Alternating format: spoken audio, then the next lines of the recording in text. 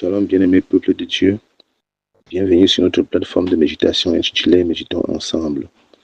En ce mardi 26 mai 2025, l'Éternel nous envoie méditer dans Jean 9, verset 25. Nous prions.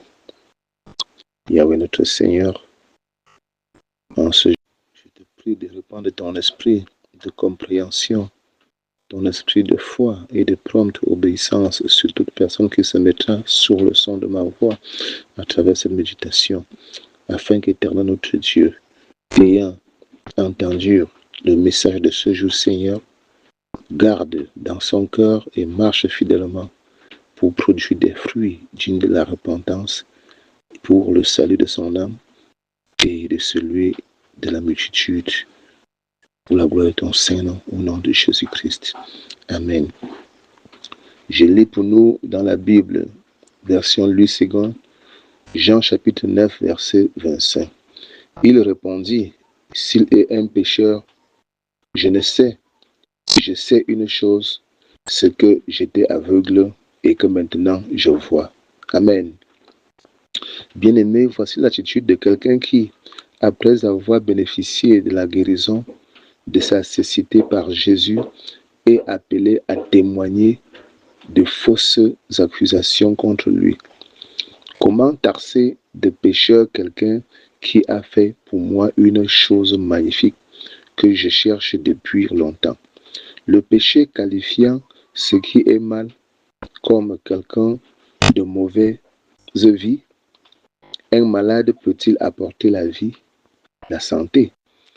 Combien de fois avons-nous porté de faux témoignages pour sauver notre vie et même contre des personnes qui se sont sacrifiées pour nous? As-tu déjà tenté d'apporter ton aide à quelqu'un sans suite? L'aveugle ne peut rien faire pour aider Jésus, mais avec la sagesse et la reconnaissance, il refuse d'augmenter sa peine. Il est prêt à le dire à qui veut l'entendre. J'étais aveugle, mais maintenant je vois. Aussi, une manière indirecte de témoigner de la grandeur et de la puissance de Jésus qui est accusé. Autrement dit, depuis ma naissance, je suis aveugle. Je suis avec vous chaque jour. Qui de vous a pu m'ouvrir les yeux? Ce qui comptait le plus pour l'aveugle. Nous voyons ici que même pour témoigner des bienfaits du Seigneur dans nos vies, nous sommes appelés à combattre. L'ennemi nous aveugle pour que nous ne voyions pas la main agissante de Dieu dans notre vie. Il te pousse à regarder plus à ce que tu attends du Seigneur sans suite qu'à ce que tu as déjà reçu du Seigneur. Et alors, lorsque tu franchis ces deux étapes, il t'empêche de l'exposer par le témoignage sous prétexte que c'est ta vie privée, que diront ou penseront les gens de toi. Il inflige en toi la peur et bien d'autres pensées. Alors, fais-toi violence pour le mettre, donc l'ennemi, hors de ta vie.